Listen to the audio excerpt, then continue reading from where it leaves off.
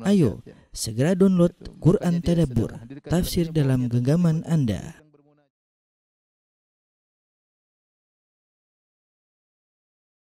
Bismillahirrahmanirrahim. Assalamualaikum warahmatullahi wabarakatuh. Alhamdulillahi ala ihsanih wa syukru lahu ala taufiqi wa fadinani. Asyhadu an la ilaha illallah wahdahu la syarika lahu ta'ziman li sya'ni. Asyhadu anna Muhammadan abduhu wa rasuluh da'ila ridwani. Allahumma salli alaihi wa ala alihi wa ashabihi wa ikhwani. Para pemirsa yang dirahmati oleh Allah Subhanahu wa taala. Alhamdulillah kita dipertemukan kembali oleh Allah Subhanahu wa taala dalam rangka saling menasihati.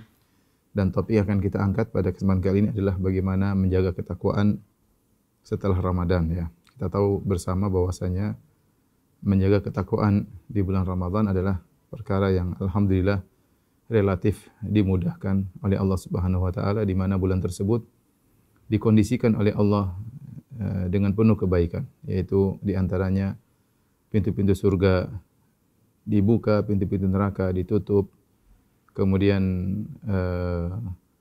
wasufidati maratu syayatin, dan gembong-gembong setan dipenjara oleh Allah Subhanahu wa taala sehingga tidak leluasa untuk menggoda manusia. Kemudian juga kata Nabi sallallahu alaihi wasallam, yunadi munadin ya baghiyal khairi aqbil wa ya baghiyasy syarri aqsir. Maka ada yang menyeru di hari-hari bulan Ramadan, wahai pencari kebaikan semangatlah, wahai pencari kemaksiatan berhentilah. Kita sendiri merasakan hal tersebut ya, tatkala bulan Ramadan ya, bahkan di masa pandemi ya, kita tetap semangat ya, meskipun berbagai macam kejadian di luar sana, semangat tetap membara tatkala di bulan Ramadan. Karena tadi memang sudah dikondisikan oleh Allah Subhanahu wa taala. Ya, belum lagi ganjaran-ganjaran yang Nabi janjikan. Man shoma ramadhana imanan wa ihtisaban ghufira lahu ma taqaddama min dzambihi. Ya, barang siapa yang berpuasa dengan penuh keimanan dan penuh pengharapan, maka akan diampuni dosa-dosanya yang telah lalu.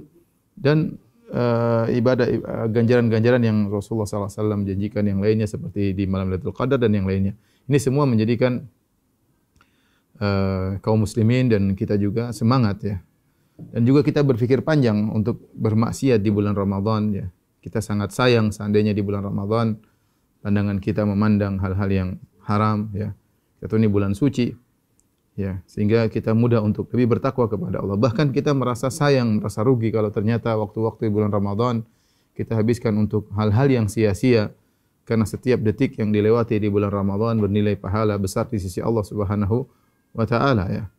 Oleh karenanya hal ini menjadikan kita semangat untuk beribadah di bulan Ramadan. Tetapi ketika bulan Ramadan telah selesai, kondisi tentu berubah ya.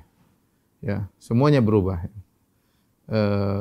Yang tadinya gembong-gembong setan dipenjara oleh Allah Subhanahu wa taala sekarang dilepaskan kembali. Jadi tentu Allah lepaskan dengan hikmah Allah untuk ujian. Sebagaimana Allah membiarkan iblis hidup untuk menggoda manusia, maka gembong-gembong setan yang tadinya dibelenggu oleh Allah selama sebulan penuh, tadinya cuti, sekarang berkeliaran kembali dengan penuh semangat untuk menggoda manusia ya. Kalau dari kita bulan Ramadan cuma kroco-kroco yang menggoda, sekarang enggak. Gembong-gembongnya turun kembali siap menggoda manusia. Seruan-seruan yang manggil ya baghiyal khairi aqbil wa ya baghiyasy syarri aqsir. Mencari kebaikan semangatlah, mencari kemaksiatan berhentilah, hilang, sudah tidak lagi ada. Ya. Ganjaran-ganjaran yang Rasulullah janjikan di bulan Ramadan sudah tidak lagi ya. Dan di sinilah ujian bagi kita untuk bisa mempertahankan ketakwaan kita. Alhamdulillah selama bulan Ramadan kita telah mengencharger iman kita dengan banyak keimanan ya. Kalau kita artikan dengan pulsa keimanan yang begitu banyak, maka di bulan Syawal ini dan seterusnya rawan pulsa tersebut akan mengalami roaming dari maksiat-maksiat yang kita lakukan ya. Dan ini harus kita jaga ketakwaan kita ini. Para pemirsa yang dirahmati oleh Allah Subhanahu wa taala, ya, sebelum kita membahas tentang bagaimana cara kita menjaga ketakwaan, kita harus mengenal apa itu takwa. Takwa ya. Takwa secara bahasa yaitu penghalang. Secara bahasa artinya penghalang. Apa maksudnya itu? Engkau mengambil penghalang antara engkau dengan azab Allah. Anta ja'ala bainaka wa baina adzabillahi wiqayah. Itu kata para ulama. Namanya takwa itu engkau menjadikan penghalang antara engkau dengan azab Allah Subhanahu wa taala. Itu jangan sampai kau masuk neraka jahanam. Contohnya dalam Al-Qur'an kata Allah, fattaqun nar. Bertakwalah neraka. Maksudnya jagalah dirimu jangan sampai kau masuk dalam neraka ya. Sama seperti firman Allah, qu anfusakum wa ahlikum nara. Wahai orang beriman, jagalah dirimu dan keluargamu dari neraka jahanam. Maksudnya bertakwalah. Ya, jangan sampai kau terjerumus dalam neraka jahanam. Ambillah penghalang antara engkau dengan neraka jahanam. Dan ini adalah kalimat yang ma'ruf ya. Sampai disebutkan juga oleh penyair-penyair jahiliyah. Di antaranya ada seorang penyair berkata, seorang wanita, dia berkata dalam syairnya yang masyhur, dia berkata, "Saqatan nasifu wa lam turid isqatahu, fatanawalathu wattaqatna bil yadi." Ya, tentang cerita seorang di zaman jahiliyah ya. Seorang wanita di antara mereka ada yang memakai khimar, yaitu memakai kerudung, kemudian saqatan nasifu, kemudian tiba-tiba khimarnya jatuh, walam turid isqatahu, padahal dia tidak ingin khimarnya jatuh. Fatanawalathu, maka dia pun mengambil dengan salah satu tangannya khimar tersebut yang jatuh, wattaqatna bil yadi. Kemudian dia pun menutup wajahnya untuk menghalangi kami dari wajahnya. Wattaqatna, itu menutup wajahnya sambil mengambil khimarnya. Maksudnya wattaqat itu ittaqwa, takwa yaitu menjadikan penghalang antara suatu dengan yang lainnya. Itu secara bahasa. Oleh karenanya tatkala kita berbicara takwa secara spesifik, takwa artinya meninggalkan kemaksiatan. Karena kalau kita melakukan kemaksiatan berarti kita menghilangkan penghalang antara kita dengan neraka. Kita mudah terjerumus dalam neraka jahanam. Ya. Berkata seorang penyair tentang takwa, dia berkata, "Khallidz dzunuba saghiraha wa kabiraha dzaka tuqa wasna kamashin fawqal ardi syaukin yahdharu ma yara." Ya. La tahqiranna saghiratan innal jibala minal hasa. Seorang penyair berkata, tinggalkanlah dosa yang kecil maupun yang besar, itulah ketakwaan. Tinggalkanlah seluruh dosa yang kecil maupun yang besar, itulah ketakwaan. Fasna kamashin fawqa ardi syaukin yahdharu ma yara. Jadilah engkau seperti seorang yang berjalan di satu jalan yang di situ banyak sekali duri-duri, dia waspada jangan sampai tertusuk duri. Duri kecil, duri besar, dia hindari semuanya. Ya. Itu cara orang yang bertakwa. La tahqiranna saghiratan, jangan kau remehkan dosa kecil. Innal jibala minal hasa, sungguhnya gunung yang tinggi tersusun dari kerikil-kerikil. Oleh karenanya, kalau kita bicara spesifik tentang takwa, artinya meninggalkan kemaksiatan. Nah, dalam Islam, dalam syariat Islam ada namanya dua kata yang kalau disebutkan barengan maka maknanya berbeda, tapi kalau disebutkan secara sendirian maka maknanya mencakup satu dengan yang lainnya. Contoh misalnya miskin dan fakir. Miskin dan fakir kalau digabungkan seperti firman Allah Subhanahu wa taala, innamas shadaqatu lil fuqara'i wal masakin. Dalam surat At-Taubah kata Allah, sungguhnya sedekah itu atau zakat itu untuk orang fakir dan orang miskin. Maka fakir dan miskin memiliki makna yang berbeda. Fakir adalah orang yang penghasilannya kurang dari setengah kecukupannya. Misalnya dia membutuhkan 4 juta per bulan, ternyata gajinya cuma 1 juta, ini tergolong fakir. Adapun miskin lebih tinggi sedikit derajatnya, yaitu orang yang penghasilannya hanya bisa mencukupi setengah dari kebutuhannya dan belum mencukupi seluruhnya. Contoh, gajinya 4 juta, ternyata dia penghasilannya 3 juta. Ya. Dalam hal fakir dan miskin kalau digabungkan, maka fakir ini lebih parah daripada miskin. Tapi kalau disebut secara sendirian, ini buat fuqara, ya sama maknanya miskin, yaitu orang yang membutuhkan. Kalau disebut miskin, ya sama maknanya fuqara. Ini contoh dua lafal kalau digabungkan bareng, maknanya berbeda, tapi kalau dipisahkan maknanya sama. Contoh iman dan Islam. Iman dan Islam kalau digabungkan, maka iman berkaitan dengan amalan hati, masalah akidah. Adapun Islam berkaitan dengan amalan zahir. Makanya ketika dalam hadis Jibril, ketika Jibril bertanya kepada Nabi SAW, fa akhbirni anil iman. Wahai Muhammad, kabarkanlah kepadaku tentang iman. Maka Nabi mentafsirkan iman dengan rukun iman. Antu'mina billahi wa malaikati wa kutubi wa rusuli wal yaumil akhir wa tu'mina bil qadar khairi wa syarri. Engkau beriman kepada Allah, malaikat, kitab-kitabnya, rasulnya, dan beriman kepada hari akhirat, beriman kepada takdir yang buruk maupun yang baik. Wa akhbirni anil Islam, kabarkanlah kepada tentang Islam. Maka Nabi mengartikan dengan rukun Islam. Rukun Islam itu anta syahada alla ilaha illallah muhammadur rasulullah wa tuqimus shalah wa tu'tiyaz zakah wa tasuma ramadan wa tahujjal bait. Ini sata ilai sabila. Yaitu namanya rukun Islam adalah syahadatain, kemudian salat, kemudian zakat, kemudian puasa, ini haji. Menjalankan haji. Ini contoh. Namun ketika Islam dan iman dipisahkan, iman ya Islam, Islam ya iman. Apa kaitannya dengan takwa? Takwa terkadang digabungkan dengan albir. Contoh kata Allah Subhanahu wa taala, wa ta'awanu 'alal birri wa taqwa wa la ta'awanu 'alal ismi wal udwan. Janganlah kalian saling tolong menolong kalian dalam kebaikan dan ketakwaan. Dan janganlah kalian saling menolong dalam dosa dan kemaksiatan. Perhatikan di sini ya. Kata Allah Subhanahu wa taala, "Wa ta'awanu 'alal birri wat taqwa." Ya.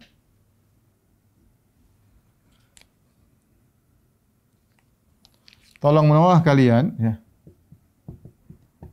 Tolong menolonglah kalian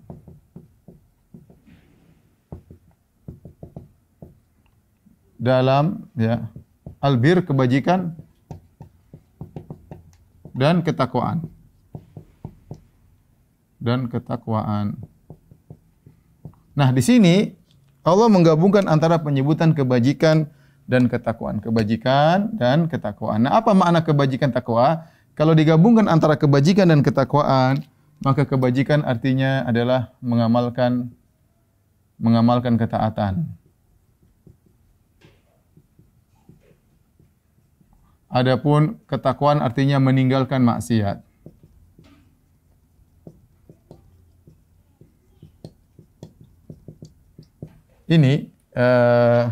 Ini contoh ketakwaan digabungkan dengan kebajikan.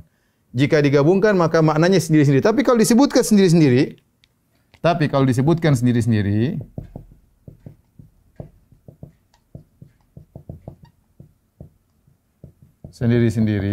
maka takwa sama dengan kebajikan.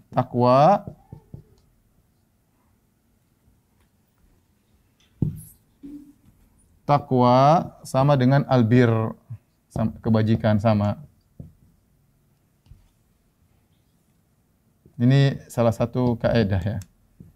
Contoh dalam Al-Qur'an, takwa misalnya anittaqullah. Dalam Al-Qur'an banyak Allah berfirman anittaqullah atau ittaqullah haqqa tuqatih ya. Ini yang sering kita dengar, ya ayyuhalladzina amanu taqullah haqqa tuqatih. Bertakwalah yang dengan takwa sesungguhnya. Takwa sini berarti mencakup kebajikan, menjalankan ketaatan, meninggalkan maksiat. Contoh albir, contohnya firman Allah Subhanahu wa taala, laisal birra an tuwallu wujuhakum. Dan seterusnya. Nah, di sini perhatikan at-taqwa disebut secara sendirian,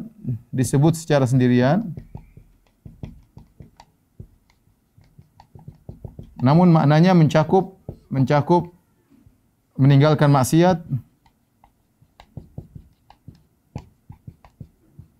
dan menjalankan kebajikan.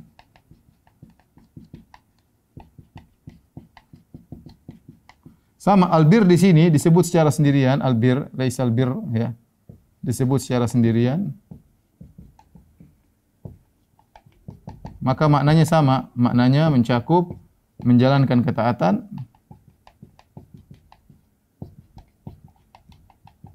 dan meninggalkan maksiat.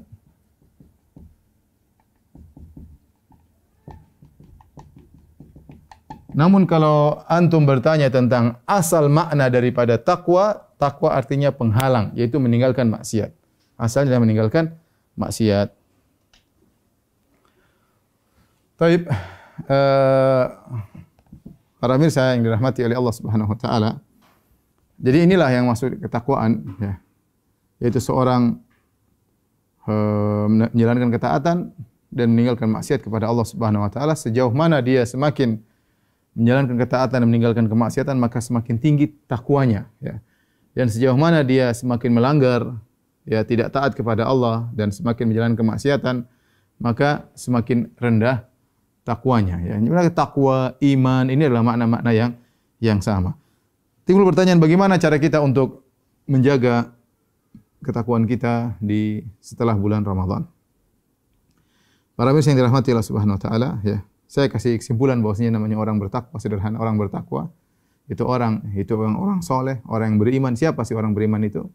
Yaitu orang yang menjalankan hak Allah Subhanahu wa taala ya, kemudian menjalankan hak antara dia dengan hamba-hamba Allah Subhanahu wa taala.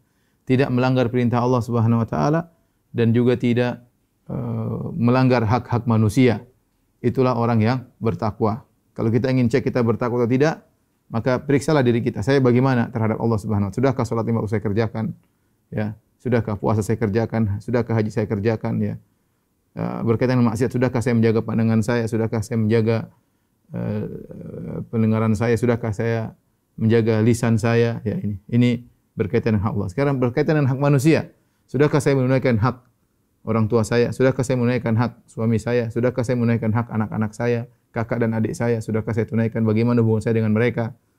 Terus, adakah saya melakukan pelanggaran terhadap hak mereka? Adakah saya makan haram dari uang mereka? Adakah saya menjatuhkan harga diri mereka? Adakah saya melukai dan menyakiti hati mereka? Ini, kalau orang sudah melakukan demikian, maka dia bertakwa. Saya mau kasih sederhana saja. Ya, rumus sederhana orang bertakwa itu apa sih? Terus kalau pertanyaan, siapa orang bertakwa? Ya, siapa orang bertakwa?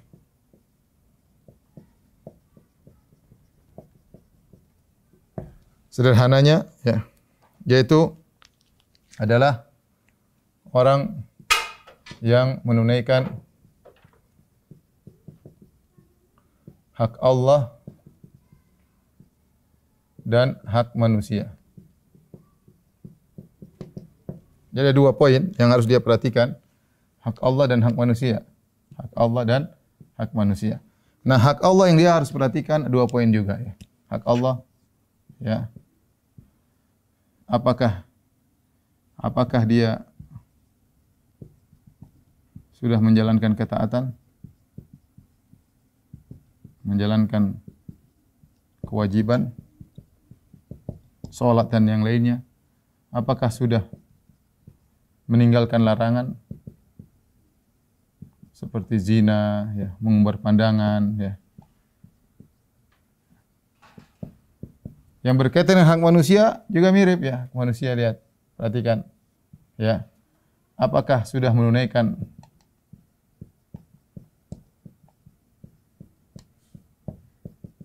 hak ibunya, orang tuanya, ortunya, ya,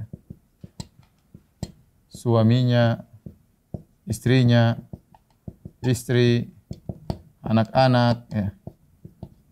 Kemudian kakak adik,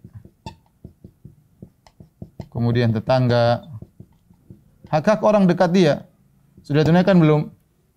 Kemudian berkaitan dengan yaitu tidak menzalimi orang lain.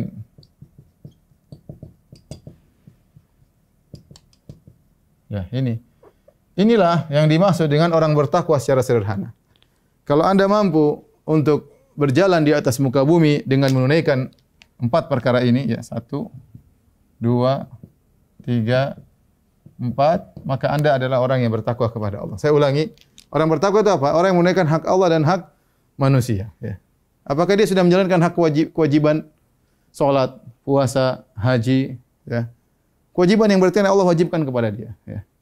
Kemudian, sudahkah dia meninggalkan larangan? Sudahkah dia tidak berzina? Sudahkah dia tidak menonton yang haram misalnya? Sudahkah dia tidak mendengar yang haram, ya? Ataukah dia masih nonton hal yang haram, umbar aurat yang dia nonton? Dia masih mendengar hal yang haram, musik-musik yang dia dengar, apakah dia masih melakukannya? Kalau masih, berarti dia belum bertakwa kepada Allah, ya, belum sempurna takwanya. Apakah dia sudah menaikkan hak orang-orang terdekatnya, hak orang tuanya, hak suaminya, istrinya, anak-anaknya, kakaknya, adiknya, tetangganya? Coba dia tanya sama dirinya. Kalau ternyata dia masih menunaikan sebagian tidak, berarti takwanya belum sempurna. Dia ada ketakwaan dalam sebagian sisi, tapi sebagian sisi tidak bertakwa. Contoh, apakah dia tidak menzalimi orang lain?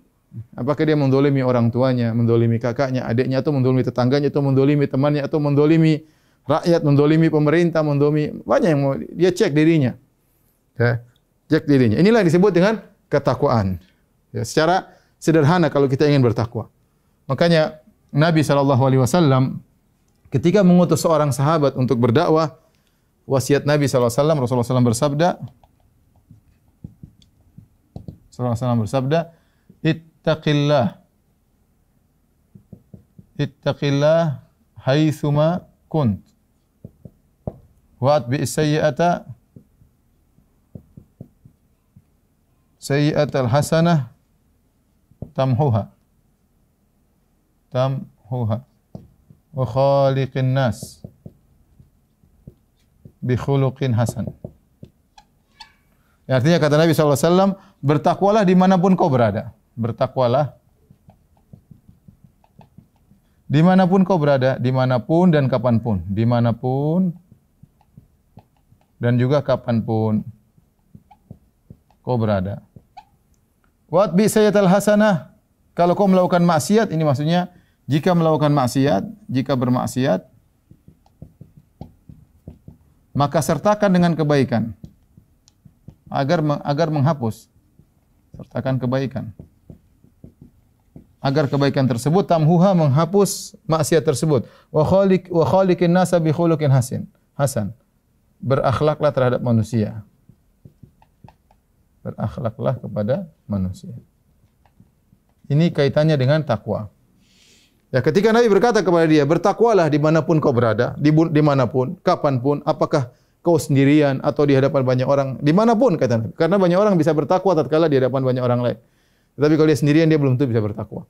Kemudian kapanpun, banyak orang bisa bertakwa di bulan Ramadan. Di luar bulan Ramadan belum tentu bisa bertakwa. Nah, jadi Nabi kaitkan. Banyak orang di di dalam negeri bertakwa, luar negeri tidak bertakwa. Ya. Banyak orang tatkala di rumahnya bertakwa, di depan istrinya, di kantor dia tidak bertakwa, malah ganggu istri orang, malah ganggu suami orang, ya. Tidak bertakwa. Ya, kapanpun, banyak orang kapanpun di bulan Ramadan dia bisa bertakwa. Luar bulan Ramadan dia tidak bertakwa. Tapi kata Nabi, "Wat bi sayyital hasanatamhu." Kalau kau melakukan kemaksiatan, tidak semua orang bisa selalu bertakwa, terkadang dia melanggar. Maka Nabi ingatkan, di antara cara kau menghadapi agar menjaga ketakwaanmu, ketika kau melanggar, sertakan kebaikan. Banyak melakukan kebajikan, sedekah, puasa dan lain-lain, agar menghapuskan maksiat yang kau lakukan. Kemudian perhatikan, wa khaliqin nasa bi khuluqin hasan. Berakhlaklah manusia dengan akhlak yang baik. Kembali kepada ini semua sebenarnya. Maksudnya takwa itu berkaitan dengan hak Allah, hak manusia.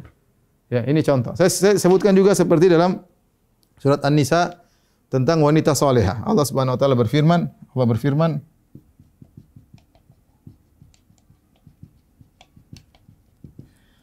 "Fas-salihat", ini ibu-ibu tolong perhatikan ya.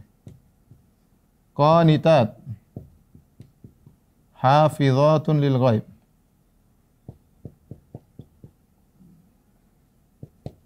Kata Allah Subhanahu wa taala, dan wanita-wanita salehah, ya, wanita salehah, apa ciri-cirinya? Itu wanita bertakwa. Apa cirinya? Yang pertama, qanitat, taat beribadah. Hak Allah ini. Kemudian hafizatun lil ghaib, menjaga hak suaminya. Menjaga hak suaminya meskipun suaminya tidak ada, meski suaminya tidak ada, suaminya tidak hadir. Ini contoh bahwasanya Allah mencontohkan tentang wanita salehah yang memenuhi hak Allah dan hak manusia. Hak Allah dia taat beribadah, rajin baca Quran. Kemudian mungkin dia puasa sunnah dan yang lainnya. Tetapi hak manusia, hak suaminya, dia jaga hak suaminya, jaga harta suaminya, jaga harga diri suaminya. Apakah suaminya hadir depan dia ataukah suaminya sedang tidak hadir? Ya, contoh sebagian wanita mungkin kalau di rumah dia bertakwa, tapi kalau di kantor dia tidak bertakwa kepada Allah Subhanahu wa taala, ya. Jadi dia jaga harga diri suaminya, baik suaminya sedang ada maupun suaminya sedang tidak ada. Ini contoh, saya katakan secara sederhana, apa itu manusia bertakwa yang memenuhi 4 perkara ini. Ya. Memenuhi 4 perkara ini. Oleh karenanya, ini sebagai mungkin terakhir ya. Ketika tentang masalah takwa, ketika ada seorang, Athar Ibnu Umar ya. Ibnu Umar radhiyallahu taala anhu, yaitu athar maksudnya wasiat. Riwayat dari Ibnu Umar. Ibnu Umar sahabat radhiyallahu anhu, pernah ada seorang menulis surat kepada Ibnu Umar. Dia mengatakan, "Aniktub li bil ilmi kullih." Kata dia, wahai Ibnu Umar, ada orang mengatakan, seorang menulis kepada Ibnu Umar,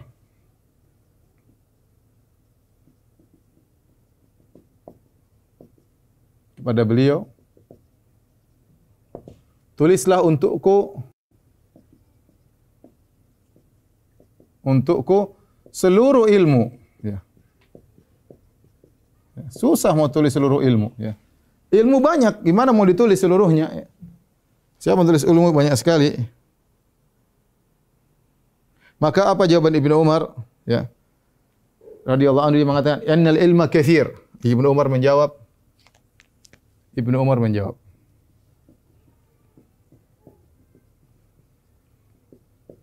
"Al ilmu katsir," kata dia, ilmu itu banyak. Ilmu itu banyak. Tetapi walakin istata'ta an talqallaha. Tetapi kalau kau mampu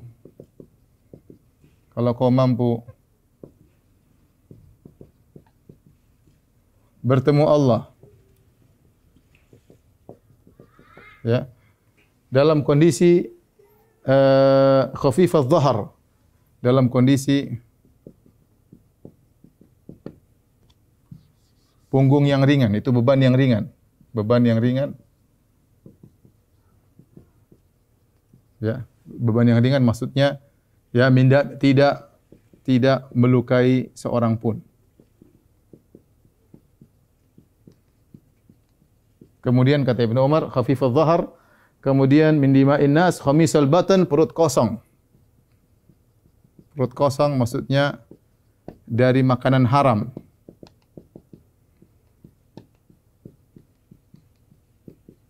Kemudian kata Ibnu Umar, min amwalihim kafan lisanak an a'radihim. Tahan lisanmu dari menjatuhkan harga diri mereka.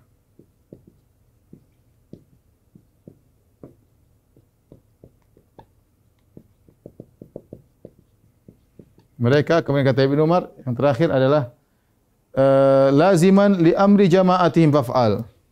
Melazimi jamaah mereka, maka lakukanlah.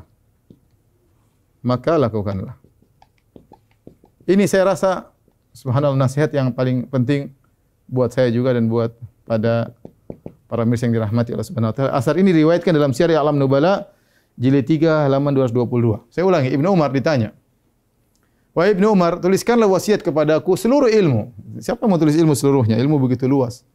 Ya, kata Ibnu Umar, "Al-ilmu katsir." Ilmu itu banyak. "Walakin in istata'ta an talqa." Tapi kalau kau mampu bertemu Allah dalam kondisi khafifadh dhahar, yaitu punggungmu ringan, ya beban yang ringan yang pertama, ya. Yaitu tidak melakukan min dima'il muslimin, kau tidak mukul orang, kau tidak menumpahkan darah kaum muslimin, ya, ini yang pertama. Kemudian kata khamisal batan, perutmu kosong, itu kau tidak makan harta haram, kau tidak mengambil harta orang, ya, kau tidak merampas harta orang, kau tidak korupsi, tidak mencuri harta orang, ya, tidak menipu orang dengan mengambil harta mereka yang haram. Kafar lisanak, yaitu yang ketiga kau jaga lisanmu, tidak menjatuhkan harga, tidak menuduh orang tidak, ya. Tidak menceritakan keburukan orang yang tidak, ya. Tahan lisanmu menjatuhkan harga dirimu dari mereka. Kemudian yang keempat, melazimi jamaah, laziman amro jamaatim, melazimi jamaah mereka, tidak kemudian memberontak, terjadi pembunuhan dan yang lainnya. Sudahlah, bersabar dengan apa yang terjadi, faf'al, maka lakukanlah. Ini kalau saya boleh katakan inilah sama kesimpulan dari ketakwaan. Nah, kita sebagai kaum muslimin kalau ingin bertakwa baik di Ramadan maupun setelah Ramadan, perhatikan hal ini.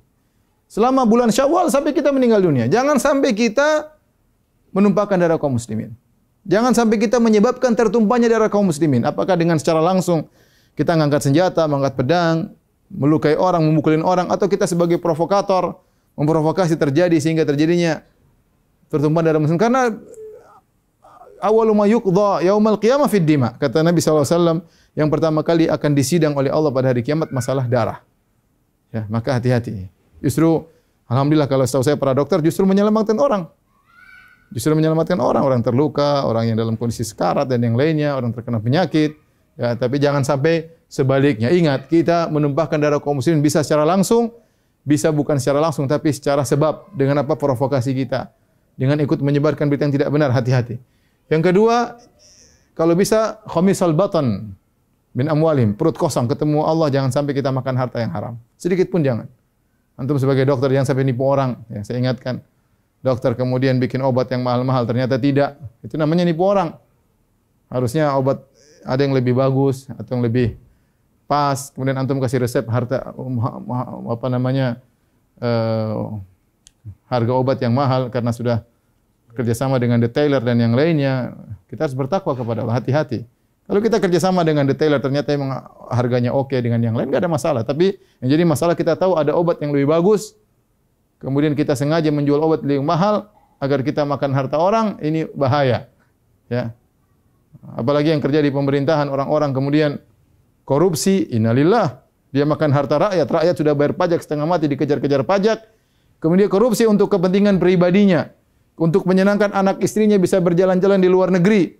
Ini mengerikan. Tapi kalau dia ambil harta tersebut dengan takwa kepada Allah, disalurkan sesuai tempatnya, betapa banyak pahala yang dia dapatkan. Tapi kalau sebaliknya, musibah pada hari kiamat kelak. Perutnya penuh dengan harta yang haram. Kemudian kafal lisanak. Kata Nabi, kata Ibnu Umar, kafal lisanak, jaga lisan. Sekarang zaman semua orang hobi komentar, semua orang hobi kritik, terkadang kritik dibangun di atas data yang tidak valid, di atas hoax dan yang lainnya, hati-hati. Seorang berhati-hati dalam berkomentar, dalam kritik, apalagi yang berkaitan dengan masalah umat, membuat opini yang tidak benar, hati-hati. Ya.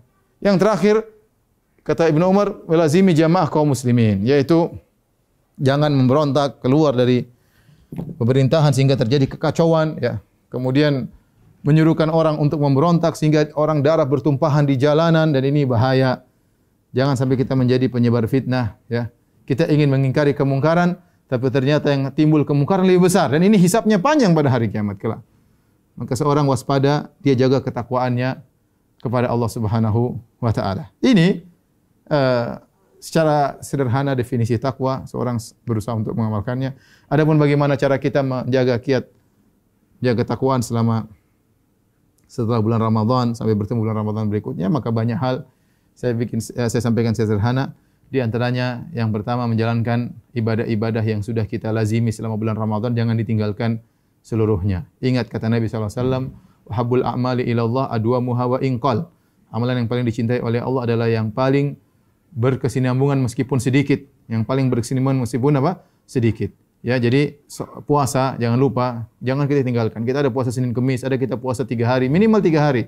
Dan puasa 3 hari ini kalau bisa Ayyamul Bid 13, 14, 15 tatkala bulan-bulan purnama, atau bebas mau kapan saja. Terserah, bebas mau puasa 3 hari sebulan, wasiyamu salasati ayyam min kulli syahr kasiyamid dahr. Puasa 3 hari setiap bulan seperti puasa selama setahun. Kalau setiap bulan kita bertahan kontinu 3 hari, alhamdulillah mudah. Wanita maupun ikhwan, laki-laki bisa, wanita bisa 3 hari dalam sebulan, tidak banyak-banyak. Kalau mampu lebih daripada itu, puasa Senin Kemis sehingga 8 hari dalam sebulan lebih baik. Tapi kalau 3 hari paling tidak minimal. Karena al-hasan itu bi asyri amsalihah, kebaikan dilipat gandakan 10 kali lipat. Yang penting continue. Yang penting continue. Saya tidak suruh kemudian puasa Daud, ya berat. Puasa Daud berat, sehari berbuka, sehari puasa, sehari berbuka, sehari puasa. Tidak gampang. Ya, ada yang lebih ringan, ya, adalah puasa 3 hari dalam sebulan, ya. Kemudian di antaranya yang penting continue, di antaranya salat malam. Salat malam, alhamdulillah selama musim Ramadan kita bisa salat malam setengah jam, bisa 1 jam. Pas Ramadan selesai, jangan kita tinggalkan, kita cerai itu salat malam, ya. Banyak orang langsung menceraikan salat malam di malam takbiran. Langsung sudah tidak salat malam. Padahal kemarin malam 30, kemarin malam 29 dia masih menangis, salat malam setengah jam, 1 jam. Begitu malam takbiran, dia sudah tidak salat malam, ya. Seharusnya tetap salat malam. Ya, meskipun mungkin tidak sebanyak di bulan Ramadan, ya, karena Ramadan bulan spesial, tapi paling tidak continue. Saya tidak minta kita bertahan setiap hari 1 jam, mungkin kita enggak mampu. Ya, saya 1/4 jam enggak ada masalah, 10 menit enggak ada masalah, 5 menit enggak ada masalah, yang penting salat malam continue, ya. Ya, mungkin tidak bisa tiap hari, enggak jadi masalah tidak tiap hari, yang penting ada kita salat malam dalam sepekan berapa kali kita continue, dan itu sangat dicintai oleh Allah Subhanahu wa taala. Baca Quran. Ya, kalau kita Ramadan mungkin kita bisa khatam 2 kali, 3 kali, ya. Sebagian orang sampai 4 kali, 5 kali, ya. Sebagian cuma sekali, ya. Ya, kita setelah Ramadan jangan sampai kemudian Quran kita tutup, kita taruh dipajang lagi kemudian berdebu dan tidak kita buka kecuali Ramadan berikutnya. Ini salah. Tetap kita baca Quran, ya, karena kita perlu continue iman kita, ketakwaan kita. Quran inilah yang memberi peringatan kepada kita. Kemudian di antara cara kita terus bertakwa, taklim, jangan lupa pengajian. Manusia ini tempatnya lupa.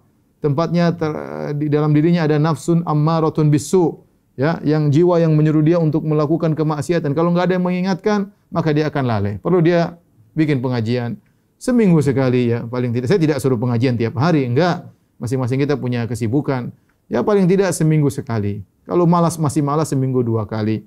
Ya, kalau masih malas juga, ya kebangetan sebulan sekali. Tapi jangan sampai kemudian lewat hari-hari tiap pekan, tiap bulan nggak ada kita pengajian sama sekali. Alhamdulillah sekarang sarana pengajian banyak. Bisa hadir di masjid kalau tidak musim pandemi. Kalau nggak bisa dengan medsos dan yang lainnya, atau bisa dengan Zoom dan yang lainnya. Ini sarana kita saling mengingatkan, yang mendapat manfaat yang berpembicara maupun yang pendengar. Ya, karena manusia watawasau bil haq, watawasau bis sabar. Saling berwasiat untuk melakukan kebajikan dan saling berwasiat untuk bersabar. Ini di antara sarana kita untuk bisa menjaga ketakwaan. Dan paling penting juga di antaranya adalah komunitas. Ya, kita punya komunitas, alhamdulillah komunitas yang baik. Ya, komunitas yang buat kita turun iman, kita left aja, nggak usah ragu-ragu. Ya. Kalau kita punya komunitas, ya grup-grup WhatsApp yang itu membantu diri kita manfaat dunia atau akhirat, maka pertahankan. Tapi kalau ternyata menjadikan iman kita hancur lebur, ya, maka jangan kita spekulasi. Kita hidup cuma sekali. Ya. Dunia cuma sementara. Oleh karenanya seorang berhati-hati kalau ternyata dia punya komunitas yang buat dia semakin jauh dari Allah Subhanahu Wa Taala, maka dia left, minta izin dengan cara baik-baik, left, tinggal komunitas tersebut, cari komunitas yang baru yang bisa mendatangkan iman dan meningkatkan keimanannya. Kata Nabi SAW, ya. Almar'u ala dini khalilihi falyanzur ahadukum man yukhalil. Seorang berada di atas agama kawannya, maka hendaknya dia melihat siapa yang dia mau jadikan teman. Dahulu orang Arab berkata as-sahibu sahib, bahwasanya sahabat itu mempengaruhi. Yang terakhir adalah jika dia bermaksiat kepada Allah Subhanahu wa taala, jangan ragu-ragu untuk segera bertobat. Jangan tunda tobat tersebut. Dia bermaksiat sekarang, siang hari, malam hari dia bertobat. Malam hari, siang hari dia bertobat. Kata Nabi SAW, Inna allaha yabsutu yadahu bin nahar liyatuba musi'ul lail. Wa yabsutu yadahu bil lail liyatuba musi'un nahar. Sungguhnya Allah membentangkan tangannya di siang hari agar orang yang bermaksiat di malam hari bertobat kepada Allah. Dan Allah membentangkan tangannya di malam hari untuk memaafkan agar pelaku maksiat di siang hari kembali kepada Allah Subhanahu wa taala. Ya, kemudian kalau seorang sudah bermaksiat, segera dia melakukan banyak kebajikan sebagaimana tadi sabda Nabi SAW, wa atbi sayyi'atal hasanata tamhuha. Hendaknya seorang melakukan kebajikan. Jika telah melakukan maksiat, niscaya kebajikan tersebut akan menghapuskan dosa-dosanya. Nabi berkata, istaqimu wa lan tuhsuh. Istiqomahlah, kalian tidak bakalan mampu. Artinya istiqomah, kita pasti ada miring kanan, pasti miring kiri. Tapi kalau sudah miring kanan, miring kiri, segera kita kembali kepada Allah Subhanahu wa taala. Min fiqhir rajul, di antara fikih seorang, dia tahu kapan imannya naik dan kapan imannya turun. Jika Anda tahu ternyata dalam kondisi demikian, bergaul dengan ini, nonton ini, iman Anda turun, jangan ulangi lagi. Jika Anda tahu Anda bergaul dengan si fulan, Anda nonton ini, iman Anda naik, lakukanlah. Ya, karena itu adalah fikih kecerdasan seorang. Dia tahu kapan imannya naik agar dia jaga jalan tersebut, dan dia tahu kapan imannya turun agar tinggalkan cara tersebut. Wallahu a'lam bishawab. Ini saja yang bisa saya sampaikan. Kalau ada yang bertanya saya persilakan. Wallahu taala alam bishawab. Nah, Ustaz, Masya Allah, alhamdulillah kita dapat tausiah yang syarat dengan ilmu. Saya coba bacakan pertanyaan yang sudah masuk ke kolom chat dari Mas Kamal. Assalamualaikum. Afwan Ustaz, apakah kemaksiatan yang kita lakukan dapat menghapuskan semua pahala amalan baik kita? Jawabannya tergantung maksiat apa yang kita lakukan. Kalau maksiat yang kita lakukan, jadi ada namanya al-ihbatul kulli, yaitu menghilangkan seluruh maksiat. Ada namanya ihbatul juz'i, hanya menghilangkan sebagian maksiat, sebagian dosa. Ya, ada yang menghilangkan satu maksiat, menghilangkan seluruh kebaikan, dan ada kemaksiat hanya menghilangkan sebagian kebajikan. Contoh yang menghilangkan seluruh kebajikan, contohnya seperti syirik kepada Allah Subhanahu wa taala, kufur kepada Allah Subhanahu wa taala. Ya, ini semua ya. Wa man yakfur billahi faqad habita amaluh. Kata Allah, barang siapa yang kufur kepada Allah maka gugur amalannya. Kufur banyak seperti syirik kepada Allah. Ini kufur. Mencela syariat Allah Subhanahu wa taala dan juga apa? Kekufuran. Ya. Kemudian misalnya mencela Nabi sallallahu alaihi wasallam, menghina Nabi sallallahu alaihi wasallam juga apa? Kekufuran. Jadi pintu-pintu kekufuran banyak. Misalnya meyakini bahwasanya agama lain juga masuk surga sebagaimana orang Islam. Ini juga apa? Kekufuran. Padahal terlalu banyak ayat yang mengatakan selain Islam di neraka karena mereka berbuat kesyirikan. Contoh meyakini misalnya bahwasanya syariat bisa kita rubah. Syariatnya Muhammad sudah expire, sebagaimana perkataan sebagian orang liberal. Sudah expire, kita sekarang bikin syariat baru yang relevan dengan apa yang kita jalani sekarang. Ini kufur kepada Allah. Ini contoh amal-amal percaya dan masing-masing seperti syirik ini pintunya banyak ya, percaya sama dukun dan yang lain. Jadi amal-amal ini, kekufuran ini, kata Allah, "May yakfur billahi faqad habita amal." Barang siapa kufur kepada Allah maka gugur seluruh amalannya. Seluruhnya tanpa terkecuali. Kecuali dia bertobat. Kalau dia bertobat maka akan kembali lagi. Ada amal yang maksiat yang menggugurkan sebagian amalan, tidak seluruhnya. Contoh seperti riya. Riya menggugurkan kebaikan yang terkait dengan riya tersebut. Contoh kata Allah, "Ya ayyuhalladzina amanu la tubtilu shadaqatikum bil manni wal adza." Wahai orang beriman, jangan kau batalkan amalan kalian dengan man wal adza, yaitu nyebut-nyebut ya, merasa al-man itu merasa punya orang itu punya utang budi sama saya, kok menyakiti hatinya, sebut-sebut ini sakit hati. Jadi kalau kita sumbang orang, misalnya kita kasih sedekah 1 juta. Kemudian kita ceritain ke orang sehingga kita merasa oke, ente itu di bawah anak punya hutang budi sama anak, terus kita nyebut-nyebut, dia tersinggung, maka sedekah kita 1 juta hilang. Jadi berkaitan dengan sebagian amal saleh yang gugur. Contoh juga Nabi SAW mengatakan, "Man taraka salatal asar faqad habita amaluh."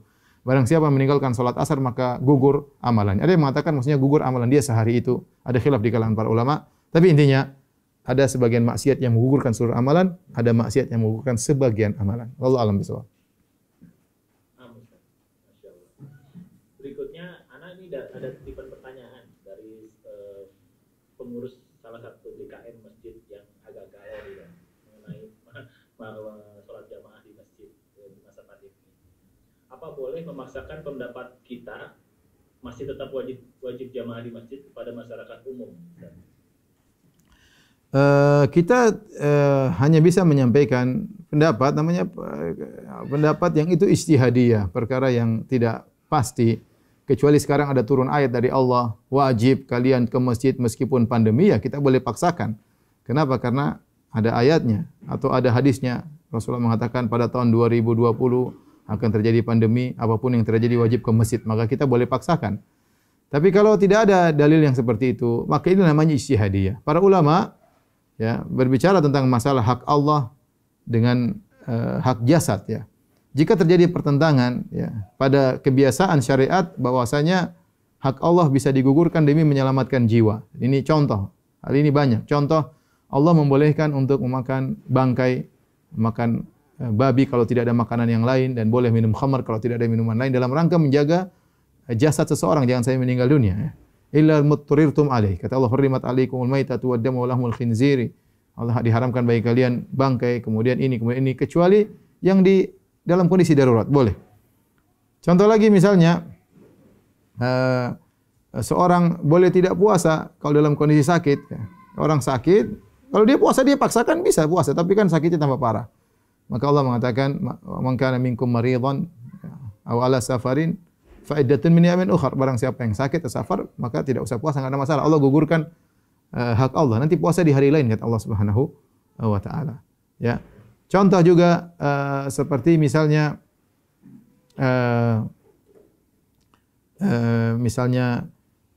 dalam hal mengucapkan kekufuran ya. Illa man ukriha wa qalbuhu mutmainnun bil iman walakin man syahra bil sadri kufran. Ya kata Allah Subhanahu wa taala, kecuali orang yang dipaksa untuk mengucapkan kekufuran padahal hatinya tenang dengan keimanan. Ini dialami oleh Ammar bin Yasir. Ammar bin Yasir bapaknya, Yasir ibunya Sumayyah. Dua-duanya dibunuh oleh orang kafir karena bertahan dengan keimanan waktu di Mekah. Sampai Sumayyah adalah wanita pertama mati syahid ditikam oleh Abu Jahal di kemaluannya sehingga dia meninggal dunia. Ketika Ammar dipaksa untuk mengatakan kata kekufuran, maka dia ucapkan kata kekufuran Ammar bin Yasir. Maka dia laporkan kepada Allah, maka dia mengatakan tidak jadi masalah. Dia menjatuhkan hak Allah dengan mungkin memaki Allah, ya, tapi demi selamat jiwanya karena terpaksa. Ini contoh bahwasanya hak Allah gugurkan. Demikian juga yang berkaitan dengan masalah sholat jamaah. Para ulama telah membahas secara detail tentang bolehnya meninggalkan sholat Jumat dan sholat jamaah. Hak Allah ditinggalkan namun demi kemaslahatan seseorang. Contoh, terjadi hujan, boleh seorang tidak sholat berjamaah. Bukan tinggalkan sholat, dia tidak sholat berjamaah, solusinya sholat di rumah. Allah kasih solusi. Ya. Allah kasih apa? Solusi. Contoh juga boleh meninggalkan sholat berjamaah kalau ada wahal, ada pecek, kemudian dia keluar nanti bakalan pecek kakinya, boleh dia di rumah. Contoh misalnya, dia boleh meninggalkan sholat berjamaah kalau dia sakit. Ya, kalau dia sholat bisa, cuma paksa sih bisa. Tapi kata syariat boleh di rumah. Contoh misalnya dia meninggalkan sholat Jumat atau sholat jamaah gara-gara ada harta yang dia khawatirkan. Mungkin dia taruh harta, kalau dia sholat Jumat hartanya bakalan hilang. Disebut oleh para fuqaha. Bisa mungkin hilang, mungkin tidak hilang. Tapi ada kemungkinan akan hilang. Dia boleh meninggalkan sholat Jumat dan sholat jamaah. Di antaranya para ulama mengatakan dia meninggalkan sholat berjamaah karena takut au khaufan minal marad, atau takut terkena penyakit. Takut terkena penyakit. Oleh karenanya kaidah syariat mengatakan la dharar wala dirar. Ya, tidak boleh seorang menjerumuskan di dalam kemudaratan dan tidak boleh seorang memberi kemudaratan kepada orang lain, ya. Dan ini kaidah menunjukkan bahwasanya hubungan seorang dengan Allah, asalnya Allah memaafkan jika hak Allah mungkin untuk digugurkan, dan Allah memaafkan, tidak jadi masalah, ya. Tidak menjadi masalah, ya.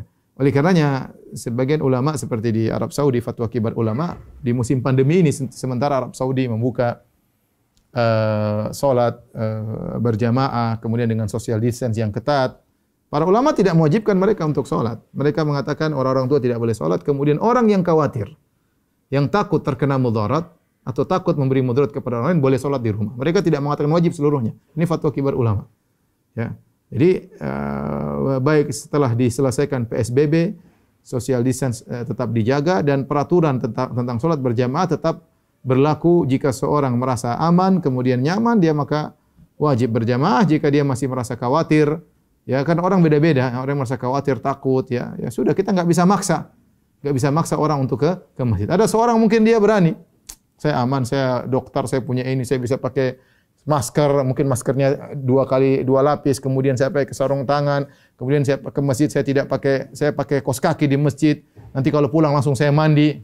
Dia berani, dan dia agak dalam hati terjamin insya Allah tidak terkena. Tapi yang takut istrinya, gimana?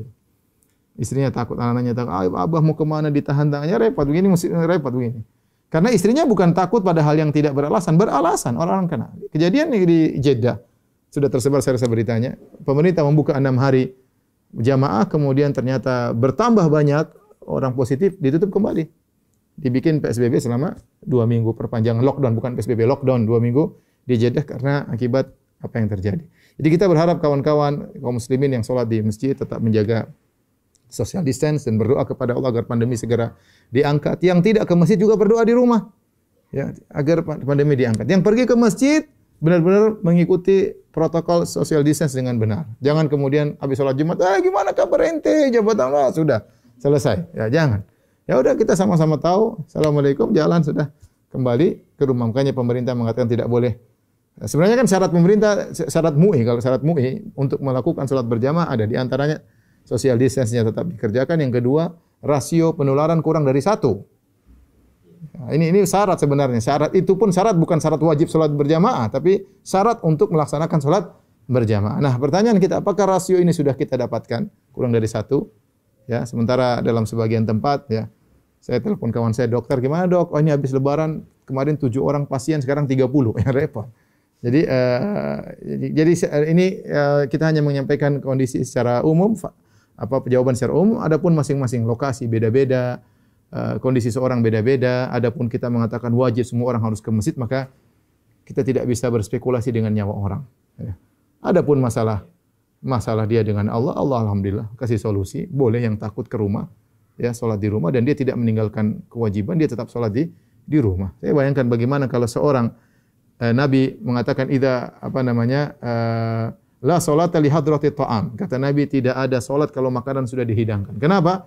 Karena kalau makanan sudah dihidangkan, orang ke masjid dia pikiran, nanti tadi panas-panas enak, pikiran dia terganggu karena dia ke masjid mikir makanan. Apalagi kalau kita pergi ke masjid, Allahu Akbar, sudah parno semua. Saya pernah gitu salat di masjid. Kiri saya batu-batu, belakang saya batu-batu, ya sudah, tawakal semua, gimana lagi, enggak mungkin. Tapi maksud saya benar-benar saya terganggu. Saya tidak bisa memaksakan, saya tidak parno.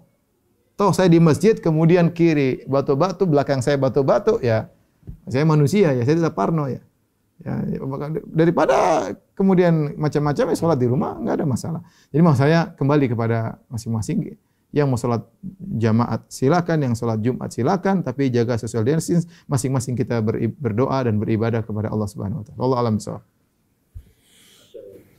Memang masalah ini jadi rumit karena memang tingkat pengetahuan itu tidak sama, ya. Kadang-kadang mereka mengilmui berani jadi merasa khawatir atau takut. Sedangkan yang berani karena mereka tidak tahu sebetulnya risiko apa yang dihadapi. Nah, berikutnya pertanyaan dari Laili Aznur. Assalamualaikum Ustaz. Waalaikumsalam. Afwan, apakah maksud dibelenggu syaitan pada bulan Ramadan? Tapi kita masih ada godaan juga saat menjalankan ibadah, terutama saat sholat atau beribadah yang lain. Jadi pertama yang harus diperhatikan, yang dibelenggu bukan semua setan. Dalam riwayat wasuffidat mararatus syayatin, yang dibelenggu cuma setan-setan gembongnya. Jadi yang ganggu kita di Ramadan itu setan-setan kroco. Setan-setan apa? Kroco. Itu kurir-kurir aja, bukan owner. bukan setan-setan jagoan ya.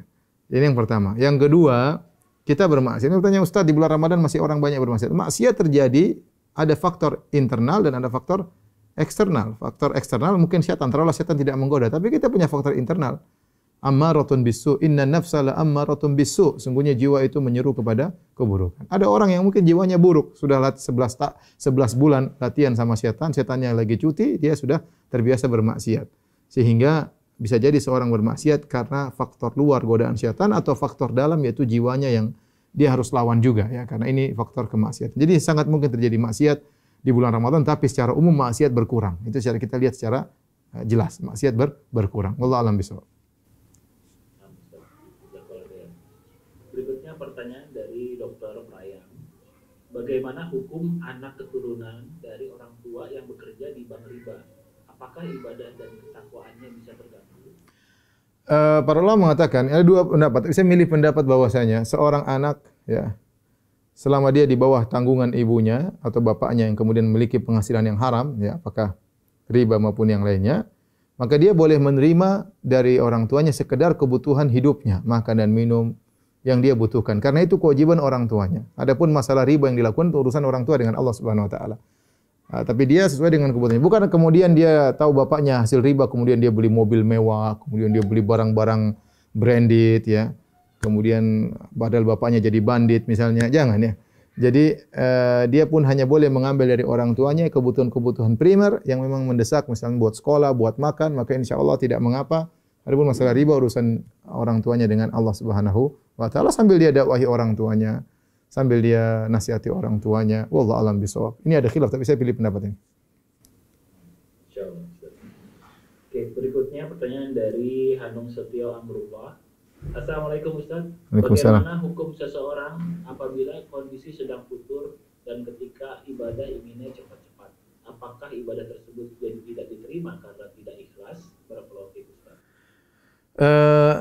Kalau kita bilang tidak diterima, susah ya. Memang namanya ibadah seperti itu. Ada sebagian orang menikmati ibadahnya. Lihat Nabi SAW pada tingkatan dia mengatakan wa ju'ilat qurratu aini fis salat. Allah menjadikan salat sebagai penyejuk hatiku ya. Sampai bagaimana kita misal Abdullah bin Zubair, kalau dia salat maghrib, setelah salat maghrib dia salat sunnah, dia sujud, dia tidak angkat kepalanya dari sujudnya kecuali azan isya. Mereka merasakan kenikmatan. Rasulullah berkata kepada Bilal, "Ya Bilal, arihna bis salat." Wahai Bilal, istirahatkanlah kami dengan salat. Itu Rasulullah ingin menghilangkan kepenatan dengan salat.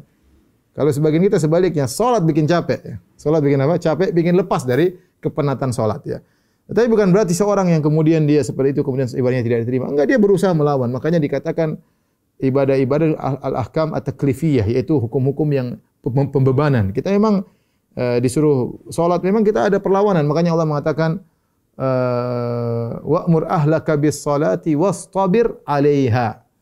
Ya, suruhlah keluargamu untuk salat dan bersabarlah. Allah menyuruh sabar untuk salat, berarti salat itu ada godaan untuk malas, untuk tidur, untuk cepat-cepat ya, tapi kita lawan. Perasaan kita berat itu tetap kita lawan, insyaallah dapat pahala. Contohnya Allah mengatakan Rabbus samawati wal ardi wa ma Rabbus samawati wal ardi fa'buduhu wastabir li ibadati. Fa'buduhu wastabir li ibadati. Kata Allah, beribadahlah kepada Allah dan bersabarlah dalam beribadah. Namanya ibadah butuh kesabaran ya. Makanya tatkala orang-orang masuk surga, malaikat mengatakan ya salamun alaikum bima sabartum. Keselamatan bagi kalian masuk surga karena kesabaran kalian. Sabar dalam beribadah. Ulaika yuzaunal ghurfata bima sabar, dalam surat Al-Furqan. Sungguhnya mereka dimasukkan dalam surga yang tinggi karena kesabaran mereka. Jadi perasaan kita tatkala yang cepat-cepat kita lawan, jangan cepat-cepat santai. tetap kita beribadah sesuai aturannya. Tapi kita setelah itu kita istighfar, astagfirullah, astagfirullah. Ya Allah, inilah kemampuanku. Berdoa, ya Allah, Allahumma a'inni ala dzikrika wa husni ibadat. Ala dzikrika wa syukrika wa husni ibadat. Ini doa yang bagus. Ya Allah, aku mohon kepada Engkau untuk mengingatmu, kemudian untuk bersyukur kepadamu, wa husni ibadatik, agar bagus ibadahku kepadamu. Adapun mengatakan kalau kita cepat-cepat tidak diterima, saya tidak ada tahu dalilnya, tapi seorang berusaha melawan, artinya kualitas salatnya harus bertambah, jangan terus berkurang. Kalau lagi futur, ya, segera dia banyak baca Quran, berarti imannya, segera dia dengar pengajian, segera dia bergaul dengan komunitas yang baik agar imannya naik kembali. Wallahu a'lam bishawab. Berikutnya dari Dr. Rio Abu Fatih. Assalamualaikum Ustaz. Waalaikumsalam. Saya ingin bertanya, apakah ketakwaan itu memiliki tingkatan-tingkatan? Atau cukup dengan meninggalkan kemaksiatan saja dan mengerjakan banyak kebajikan saja? Mohon penjelasan. Iya, ketakwaan bertingkat-tingkat. Ya, makanya Allah sebutkan dalam surat Fatir, kata Allah, "Tsumma awrasnal kitaba alladziina istafaina min ibadina, faminhum dzalimun li nafsi, wa minhum muqtasid, wa minhum sabiqun bil khairati bi idznillah." Kata Allah, kemudian kami wariskan Al-Quran kepada hamba-hamba kami, ya, yang kami pilih di antara mereka zalimul li nafsi. Zalimul li nafsi itu orang yang dia bertakwa, takwanya kurang daripada yang seharusnya. Dia masih sholat tapi dia masih melakukan kemaksiatan. Dia melakukan kebajikan tapi dia masih melakukan keharaman. Zalim, dia melakukan kemaksiatan. Ini tingkatan yang paling rendah. Ya, tapi Allah masih menggolongkan dia sebagai orang bertakwa sehingga Allah masukkan dalam surga. Yang kedua, muqtasid. Muqtasid yang tengah-tengah, yang tadi. Tidak canggih-canggih juga, kalau sedekah juga sedikit-sedikit. Tidak, kemudian kalau sholat pun seadanya, tidak sholat malam, tidak sholat qobliyah ba'diyah, yang penting wajib dia kerjakan, yang sunnah mungkin dia tidak kerjakan, yang penting maksiat dia tinggalkan, makruh mungkin dia lewat, ya, ini kan makruh masih nggak apa-apa, ya. Ini namanya muqtasid, ya, yang seadanya, yang memenuhi standar paling minimal. Kemudian sabiqun bil khairat.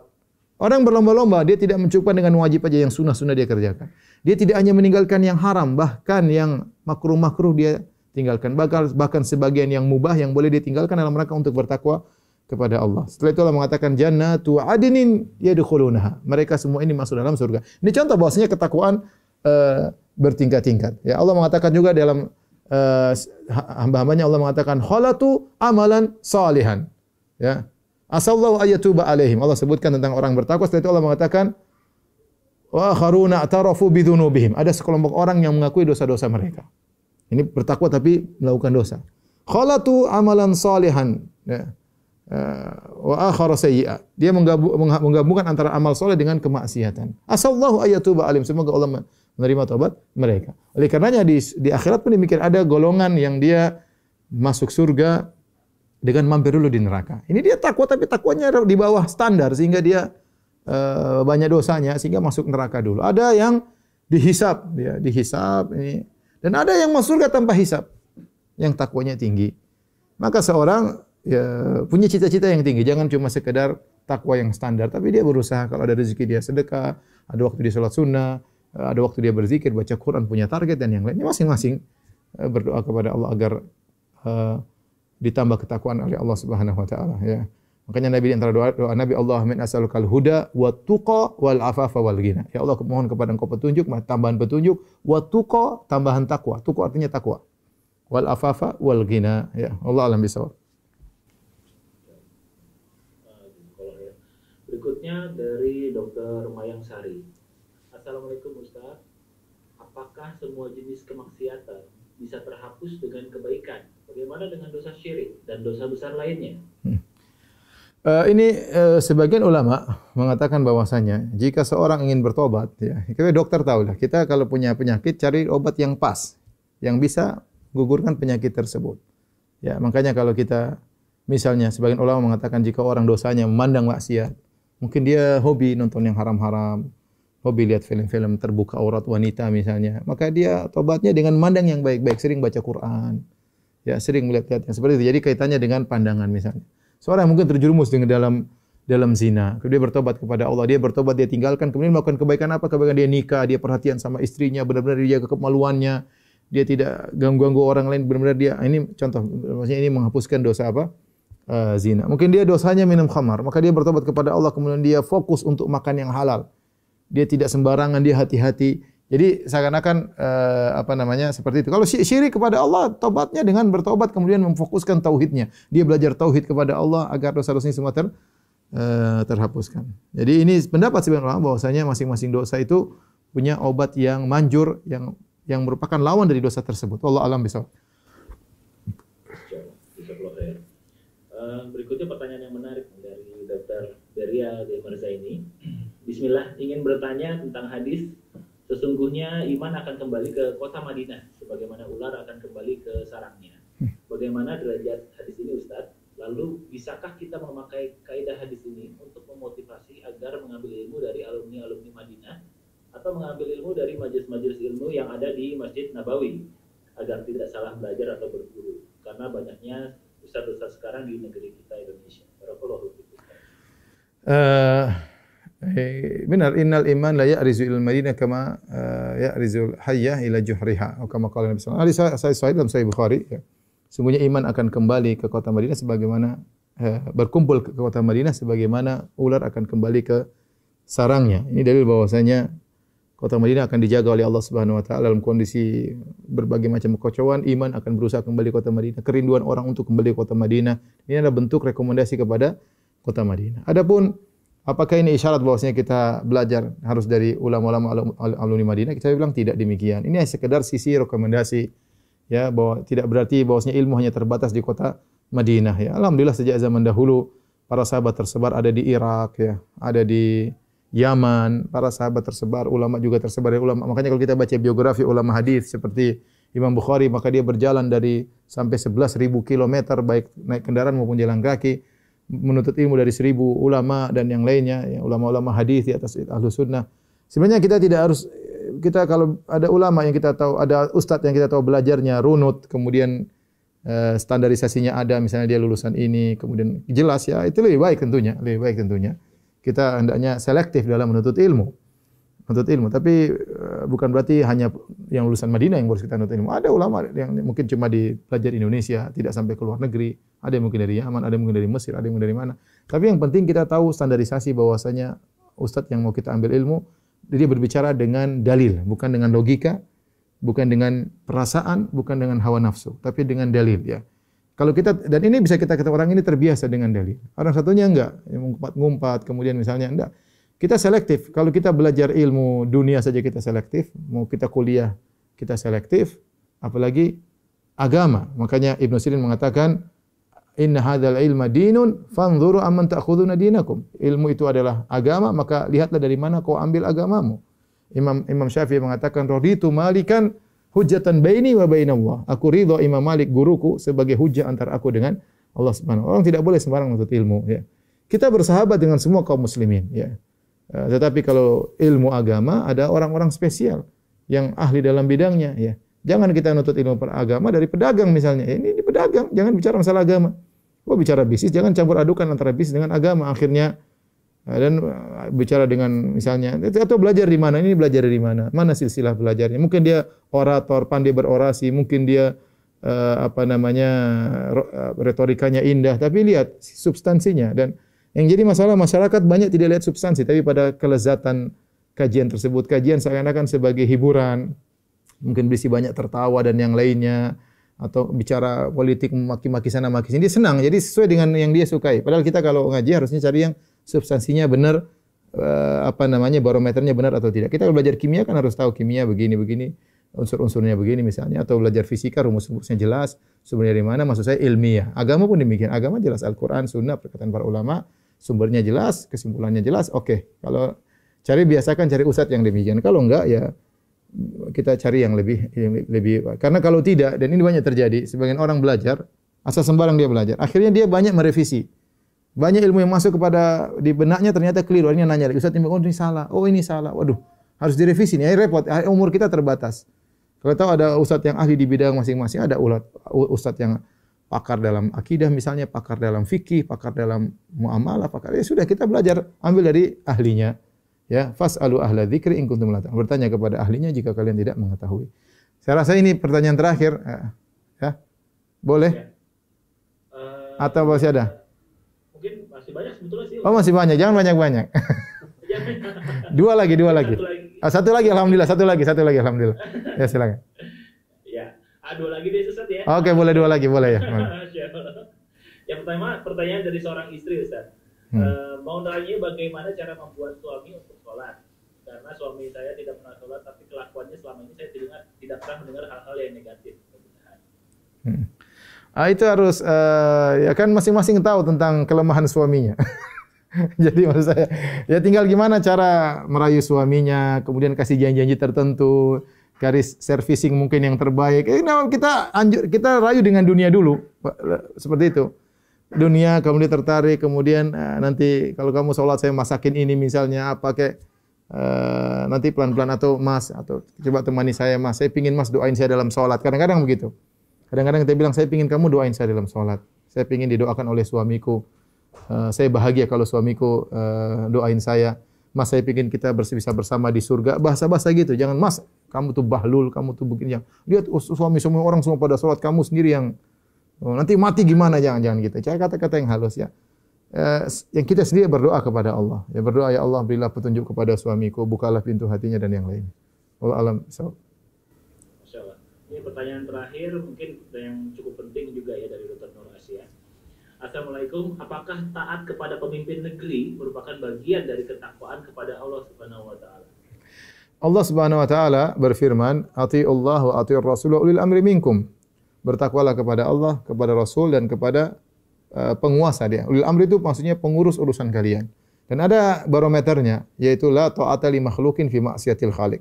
Tidak ada ketaatan kepada makhluk dalam rangka bermaksiat kepada Allah. Kalau pemerintah ternyata menyuruh kita hal yang haram, suruh kita misalnya bermaksiat, maka tidak taat. Tapi kalau pemerintah melakukan perbuatan keputusan-keputusan yang kita tahu itu perkara ijtihadiyah, perkara duniawi, dan banyak dalam hal ini seperti taat rambu-rambu lalu lintas, kemudian misalnya taat administrasi misalnya, kemudian taat misalnya harus kalau nikah pakai surat nikah misalnya, KTP, macam-macam gini.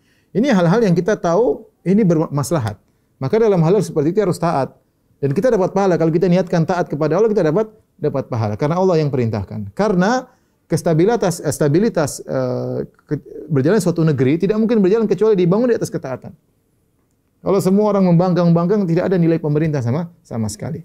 Jadi saya katakan selama apa yang diputuskan pemerintah adalah perkara yang ijtihadiyah, maksudnya perkara duniawi yang kemudian ini pendapat tarik ulur dan menurut kita ada maslahatnya, maka kita wajib untuk apa? Untuk taat. Tapi kalau disuruh untuk maksiat, maka jangan taat kepada pemerintah kalau disuruh maksiat. Tapi tidak harus kemudian kita memberontak, ya, maki-maki, memprovokasi massa untuk kemudian turun ke jalan, terjadi pertumpahan darah, ya, kemudian ekonomi kacau, anak-anak tidak sekolah dalam kondisi mencekam dan yang lainnya. Ya. Kemudian sebagian provokator demo tersebut ternyata kabur ketika hari demo dan ini kejadian. Orang nyawa turun, meninggal 1, 2, 3, 4, 5, 6 hasilnya. Ya kadang-kadang menyedihkan ya. Kadang-kadang kita bela ternyata tidak sesuai dengan harapan. Kemudian macam-macam. Maksud saya orang yang cerdas kita jangan sampai membantu terjadi. Kita berusaha membantu negeri ini semakin baik dengan cara yang mungkin kita lakukan. Ya, antum sebagai dokter ya, lakukan yang terbaik. Memberi nasihat pemerintah dengan cara yang baik dengan tulis kumpulan para dokter kemudian beri masukan. Semoga didengar dan yang lainnya. Ya. Adapun dengan memprovokasi massa kemudian turun ke jalan sampai terjadi kekacauan, bakar-bakaran, penjarahan dan ini suatu hal yang buruk. Ini membuat kita semakin terpuruk dan saya rasa orang Indonesia tidak suka demikian. Wallahu a'lam bishawab. Ini saja yang bisa saya sampaikan, kurang bisa mohon maaf. Semoga para dokter-dokter bisa menjalankan tugasnya dengan baik, diberkahi pekerjaannya oleh Allah Subhanahu wa taala, membantu kaum muslimin mendapatkan pahala di sisi Allah dan juga mendapat kemudahan ekonomi selama di dunia. Wabillahi taufiq wal hidayah. Assalamualaikum warahmatullahi wabarakatuh.